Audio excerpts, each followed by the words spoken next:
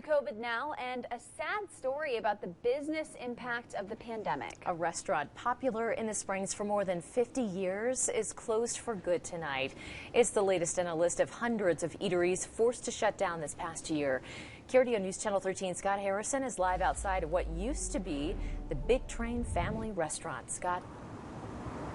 Yeah, Mallory and Heather, definitely a sad story to share with our viewers tonight. Now, the owner of Big Train Restaurant here, what used to be the restaurant, says that the constant challenges brought on by the COVID-19 pandemic are what forced her out of business. And the move here from the original longtime location a year before the pandemic started certainly did not help.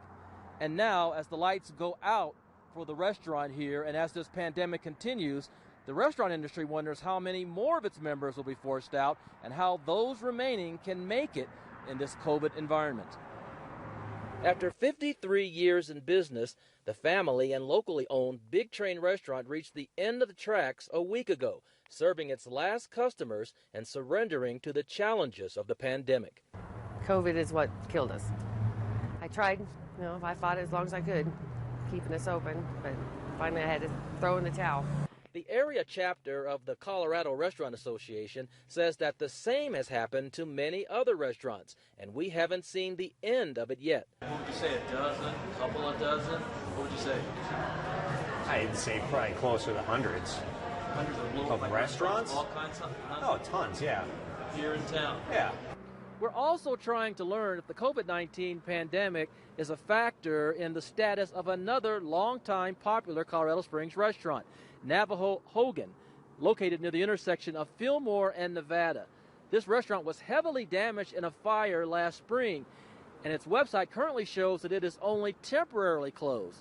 But given the impact that the pandemic has had on the restaurant industry, we're waiting to hear from the owner about whether it will reopen as a restaurant. If it doesn't, customers will miss it, as they'll miss Big Train. It's sad. It is sad. There's a lot of people lost their jobs, their livelihoods, and then there's people like us that have lost that favorite place we like to go. Now, as for the owner of what used to be the Big Train Restaurant here, she says she plans to take time off and visit family in Texas.